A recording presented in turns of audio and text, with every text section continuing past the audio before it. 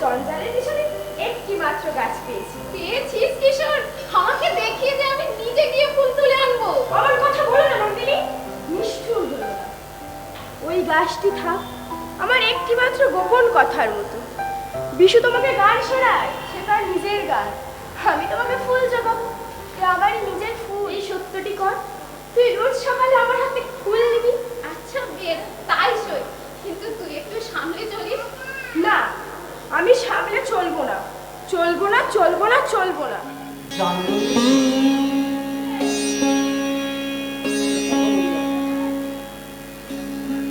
আমি আছি একটু রাগের পিছনে। মানুষের অনেকখানি বাদ দিয়ে লেগে আছে। আমাদের রাজা যেমন ভয়ঙ্কর, আমিও তেমনি ভয়ঙ্কর পণ্ডিত। ঠাট্টা করছো আমার সাথে তুমি? কই, তোমাকে তো ভয়ঙ্কর থেকে না। আচ্ছা অধ্যাপক, তোমাকে একটা কথা জিজ্ঞাসা করি। বলো। না, আমাকে এখানে আনলো, রঞ্জনকে আনলো না কেন? সব জিনিসকে টুকরো টুকরো করে আনাই তার পদ্ধতি। কিন্তু তাও বলি, এখানকার এই মরার মাঝখানে তো প্রাণীদেরকে কেন আনতে চাও? আমার রঞ্জন এখানে আসলে এদের এই মরা প্রাণের মধ্যে প্রাণ বেঁচে উঠবে। একা নন্দিনীকে নিয়ে যক্ষপুরী সন্তান হতবুদ্ধি হয়ে গেছে। আর রঞ্জনকে আনলে তাদের হবে কি?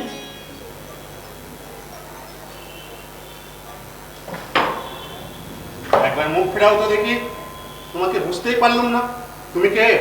আমাকে যা দেখছো তাছাড়া আমি কিছুই না, বুঝবার তোমার দরকার কি? না বুঝলে ভালো লাগে না। এখানকার রাজা তোমাকে কোন কাজের প্রয়োজন এনেছে? অকাজের প্রয়োজনে। একটা কি মন্ত্র তোমার আছে, হাতে ফেলেছো সবাইকে, সর্বনাশী তুমি। তোমার ওই সুন্দর মুখ দেখে যারা ভুলবে তারাই মরবে। দেখি দেখি তোমার স্মৃতিটা ওটা কি ঝুলছে? রক্ত করবি মঞ্জুরি। ওর মানে কি? এর কোনো মানেই নেই। আমি কিচ্ছু তোমাকে বিশ্বাস করি না। কিছু একটা ফন্দি করে দেবে, আজ দ্বীপ যেতে না যেতে কিছু একটা বিপদ ঘটাবে। তাই এত সাজ ভয়ঙ্করী, ওরে ভয়ঙ্করী। শুনতে পাচ্ছ? শুনতে পাচ্ছ? নন্দা, শুনতে পাচ্ছি, কিন্তু বারে বারে ডেকো না। আমার সময় নেই, একটুও না। আজ খুশিতে আমার মন ভরে আছে, সেই খুশি নিয়ে তোমার ঘরের মধ্যে যেতে চাই। আজে তার পড়েছে আজ বাবা বসে মরি হায় হায় হায় তোদের ডাক দিয়েছে। ছেড়ে দাও না, চলো না ঘরে ফিরে। ঘরের রাস্তা বন্ধ, জানো না বুঝি? কেন বন্ধ? আমাদের ঘর নিয়ে ওদের তো কোনো মুনাফা নেই। আমরা কিন্তু দরকারের গায়ে হাত করে লাগানো যেন ধানের গায়ে তুষ, ফালতু কিছুই নেই। আমাদের বিশু পাগল বলে আস্ত হয়ে থাকাটা কেবল পাঁঠার নিজের পক্ষেই দরকার। যারা তাকে খায় তারা হাড় গোড় খুঁড়লেজ বাদ দিয়ে খায়। এমনকি হাড় কাঠের সামনে যে ভ্যা করে ডাকে সেটাকে ভালো বলে আপত্তি করে। আমার ভাবনা তো সব নিছে, আমার সব পড়ে থাকিছে। তোমার এই স্বপন্তরী নেটি কে সে আমি জানি। বাইরে থেকে কেমন করে জানবে? আমার তরির মাঝখান থেকে তাকে তো দেখোনি। তোরই ডোবাবে একদিন বলে দিলুম তোমার সেই সাধের নন্দিনী। দেখো বিশু, তোমার ওই নন্দিনীকে ভালো ঠেকছে না। কেন? কি করেছে? কিছুই করে না, তাই তো খটকা লাগে। এখানকার রাজা ক্ষমতা ওকে আনালে গেল, ও রকম সকম কিছুই বুঝিনি। বেয়াই, এ আমাদের বড় দুঃখের জায়গা। ও যে এখানে অষ্টপ্রহর কেবল সুন্দরীপনা করে বেড়ায়, এ আমরা চোখে দেখতে পারি। আমরা বিশ্বাস করি সাদা মোটা গাছের চেহারা ওর জন্য বেশ ভালো। যক্ষপুরীর হাওয়ায় সুন্দরের পরে অবজ্ঞা ধরিয়ে দেয়, এইটাই সর্বনেশে। নরকেও সুন্দর আছে, কিন্তু সেই সুন্দরকে সেখানে কেউ বুঝতে পারে না। নরকবাসীর সবচেয়ে বড় সাজা তাই। আচ্ছা বেশ, আমরাই যেন মূর্খ, কিন্তু এখানকার সর্দার পর্যন্ত তাকে দু চোখে সহ্য করতে পারে না, তা জানো? সুরঙ্গ কেটেই চলেছি, এক হাতের পর দু হাত, দু হাতের পর তিন হাত, তাল তাল সোনা তুলে আনছি। এই যক্ষপুরীতে অঙ্কের পর অঙ্ক সার বেড়ে চলেছে, কোনো অর্থেই পৌঁছয় না।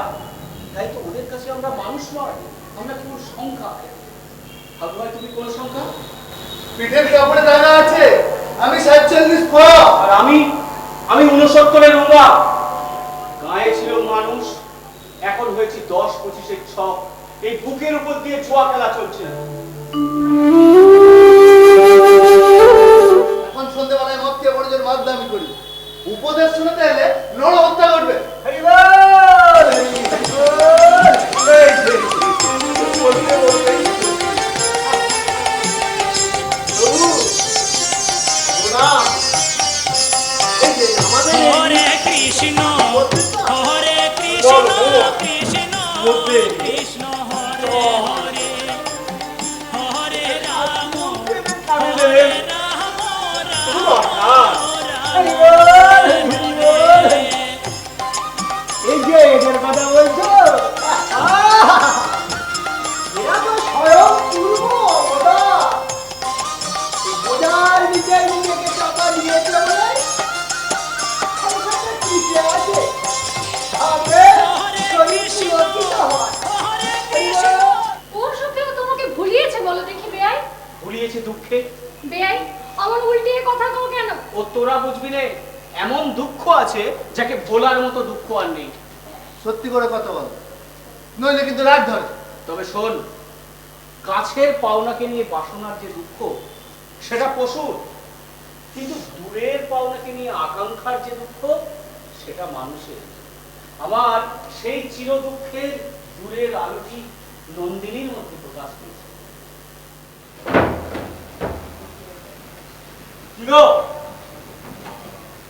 প্রসত্তরে রুগা সকলের সঙ্গেই তোমার প্রণয়, কোনো বাদ বিচার নাই। এমনকি তোমার সঙ্গেও শুরু হয়েছিল, বাজ বিচার করতে গিয়েই তো বেঁধে গেল।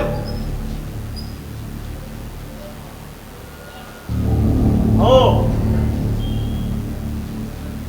তাকে নিয়ে আলাপ চলছিল, এই দুর্গ থেকে কি করে বেরিয়ে আসা যায় সেই পরামর্শ করছি।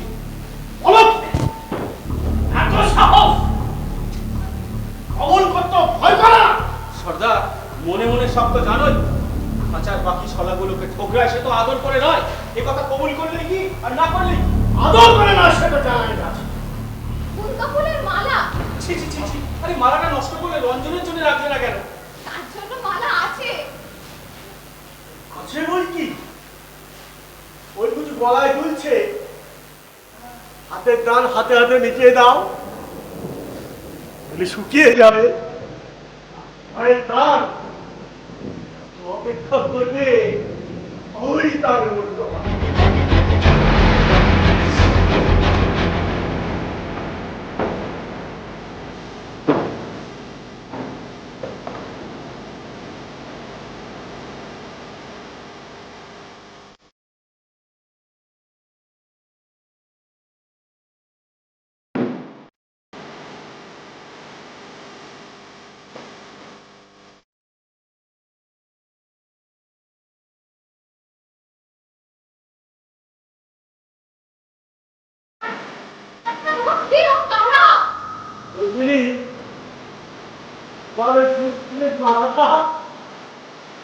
যখন আমি করবো তখন ওর রাত হবে, সেই এই অন্ধকারে যখন আমার বারোয়ারা অস্পষ্ট হয়ে উঠবে, তখন তখন না তোমার ওই মাথাটাতে আমাকে বানাতেও পারে। সে দেখো কি ভয়ানক দৃশ্য! প্রেমপুরীর দরজা খুলে গেছে নাকি? ওই যে ওই কারা চলেছে প্রহরীদের সঙ্গে, ওই যে বেরিয়ে আসছে রাজার মহলের খিড়কি দরজা দিয়ে।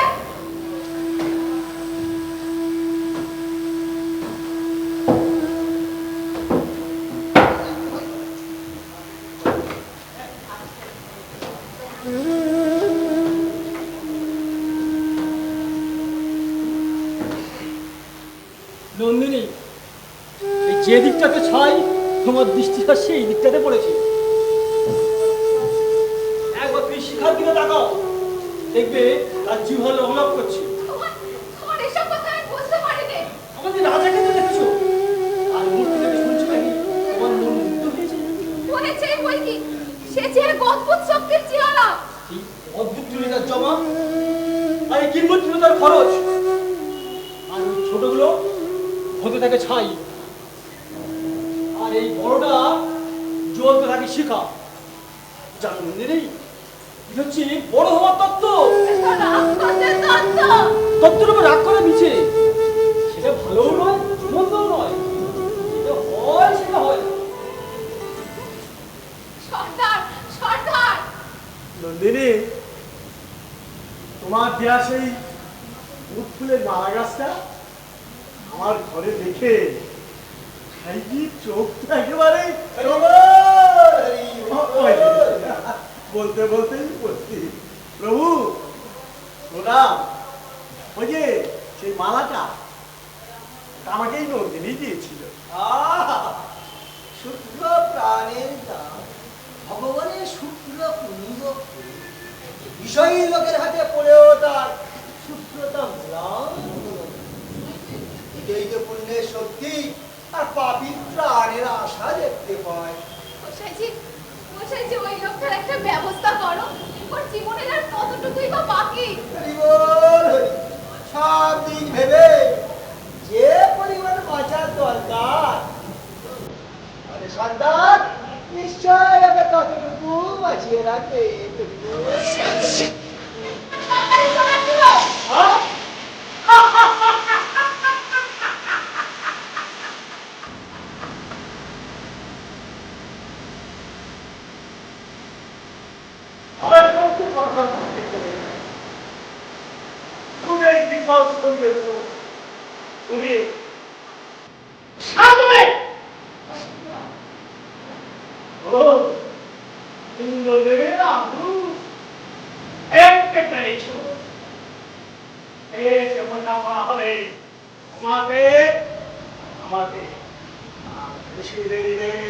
হ্যাঁ হ্যাঁ হ্যাঁ, তাই হোক, কিন্তু একটা কথা বলে যাও, রঞ্জনের সঙ্গে আমার দেখা করতে দেবে কি? কিছুতেই না। কিছুতেই না?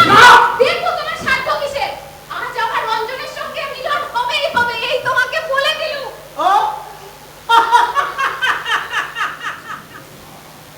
শোনো শোনো রাজা, কোথায় তোমার বিজয়শালা? তোমার এই জালের আড়াল আমি ভাঙি।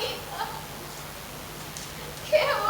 কিশোর যে, কিশোর, বল তো কিশোর, জানিস কি কোথায় আছে আমাদের বিশু বাবা? হ্যাঁ নন্দিনী, মনটা ঠিক করে রাখো, এখনই তার সঙ্গে দেখা হবে। জানি না কেন প্রয়োজন কর্তা আমার মুখ দেখে দয়া করে বিশুকে নিয়ে এই পথে আসতে রাজি হলো। তোমাদের কর্তা হবে কি? হ্যাঁ, ওই যে আসছে।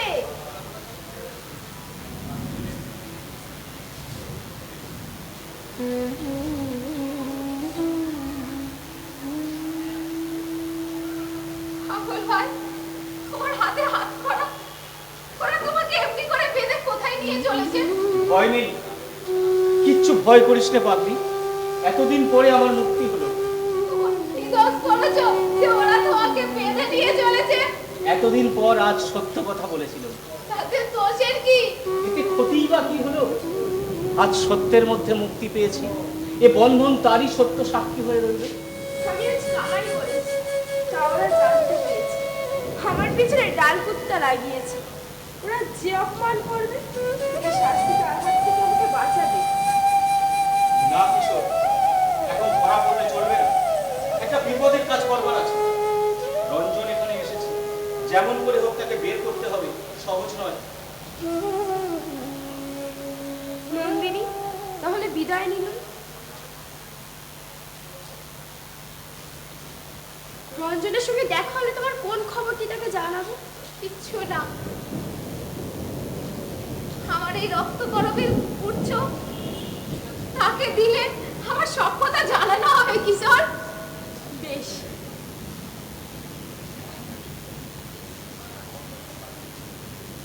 এবার রঞ্জনের সঙ্গে তোমার মিলন হোক। সে মিলন আর সুখ হবে না, এ কথা কোনোদিনও ভুলতে পারবো না যে তোমাকে শূন্য হাতে বিদায় দিয়েছি। আর ওই যে বালক কিশোর, ওই মা কি পেলো আমার থেকে? মনে যে আগুন জ্বালিয়ে দিয়েছো, তাতেই ওর অন্তরের ধন সব প্রকাশ পেয়েছে। আর কি চাই? মনে আছে নীলকণ্ঠের পালক রঞ্জনের চুড়োয় পরিয়ে দিতে হবে।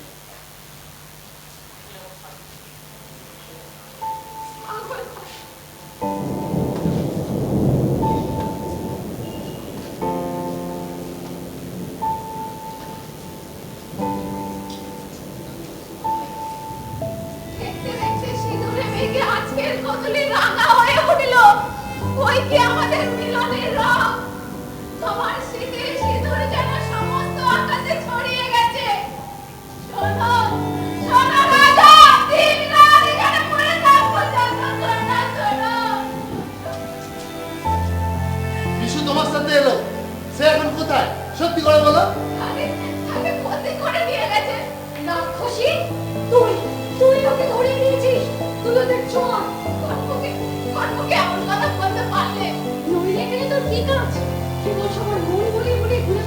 আজকে এই ডাইনিকে পুড়িয়ে মারতে হবে। মারবে? তাতেও শাস্তি হবে না। যে রূপ নিয়ে ও সবার সর্বনাশ করে সেই রূপটা দাও বুঝিয়ে। খুরপো দিয়ে যেমন করে ঘাস নেড়োয় তেমনি করে ওর রূপটা দাও নেড়িয়ে। তা পারি। একবারে হাতুড়ি নাচনটা খবরদার, গায়ে হাত দাও যদি, তাহলে হাবুলাল, থামো তুমি। ও ভীরু, আমাকে ভয় পায়, তাই আমাকে মারতে চায়। ওর মারতে আমি ভয় করি রে। কি করতে পারে করুক কাপুরুষ। হাবুলাল, এখনো তোমার চৈতন্য হয়নি। সর্দারকেই তুমি শত্রু মনে করো। তা হোক, যে শত্রু সহ শত্রু তাকে শ্রদ্ধা করি, কিন্তু তোমাদের এই মিষ্টি মুখে সুন্দরী জাগো, জাগো রঞ্জন, জাগো। আমি এসেছি তোমার সঙ্গে। জাগো রঞ্জন, জাগো। রাজা, রাজা ও জাগে না কেন? রঞ্জন। ঠকিয়েছে ঠকিয়েছে আমাকে এরা। সর্বনাশ, আমার নিজের যন্ত্র আমাকে মানছে না। ডাক ডাক তোরা সর্দারকে ডেকে আন, বেঁধে দিয়ে আয় তাকে। সবাই বলে তুমি জাদু জানো। আমার রঞ্জনকে বাঁচিয়ে দাও রাজা, বাঁচিয়ে দাও। আমি জমের কাছে থেকে জাদু শিখেছি, জাগাতে পারি রে। জাগরণ ঘুচিয়ে দিতেই পারি। তবে আমাকে এই ঘুম পাঠিয়ে দাও। আমার সহায় তো সর্বনাশ কেন করলে? আমি যে সইতে পারছি না। আমি যৌবনকে মেরেছি। আমার সমস্ত জীবন ধরে শুধু যৌবনকে মেরেছি। মরা যৌবনে অভিশাপ আমাকে লেগেছে। রাজা ওকে আমার নাম বলেনি। বলেছিল, এমন করে বলেছিল যে আমি সইতে পারি নে। হঠাৎ আমার নাড়িতে নাড়িতে আগুন জ্বলে উঠল। সেই লড়াই শুরু হয়েছে। এই আমার ধ্বজা আমি ভেঙে ফেলে দণ্ড, তবে ছেড়ে ফেলে কীর্তন। আমারই হাতের মধ্যে তোমার হাত এসে আমাকে মারো মারো। আমরা সরল মানুষ, দয়া করো, আমাদের ঠকিও না। তুমি যে ঘরে মেয়ে। আবু ভাই, তোমরা তো মৃত্যুকেই ফোন করেছো, অমৃত কিছু বাকি রাখলে না। নন্দিন, তাহলে তুমিও চলো আমাদের সঙ্গে সঙ্গে। আমি তো সেই জন্যই বেঁচে আছি। আমি চেয়েছিলাম রঞ্জনকে তোমাদের সকলের মধ্যে আনতে। ওই দেখো, এসেছে আমার বীর, মৃত্যুকে তুচ্ছ করে। আমার অর্থ পেয়েছি, বেঁচেছি। রাজা, রাজা শুনতে পাচ্ছ গর্জন? ওই যে দেখছি সর্দার সৈন্য নিয়ে এগিয়ে যাচ্ছে, কিন্তু এত শীঘ্র কি করে সম্ভব হলো? আগে থেকেই সবাই প্রস্তুত ছিল, আমি জানতে পারিনি। ঠকিয়েছে ঠকিয়েছে আমাকে। আমার অস্ত্র দিয়ে আমাকে মেরেছে। আমার দলবল তো এখন এসে পৌঁছলো না। তারা বুঝবে না, সর্দার নিশ্চয় তাদের ঠেকিয়ে রেখেছে।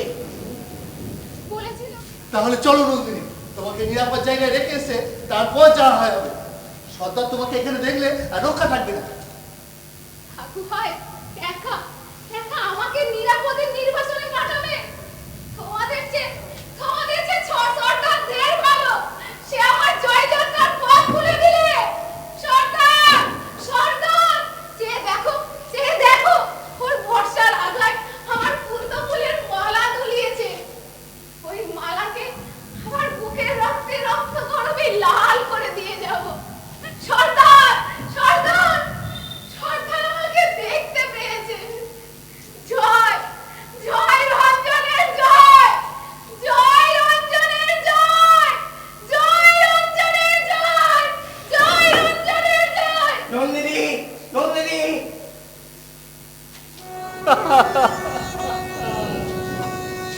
বিশু, দেখেছো ওখানে কে শুয়ে আছে?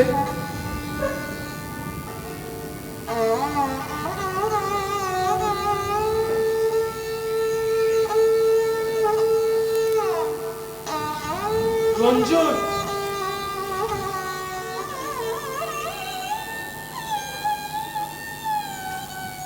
বলেছিলাম তার হাত থেকে কোনো কিছু নেব না, কিন্তু নিতে হলো।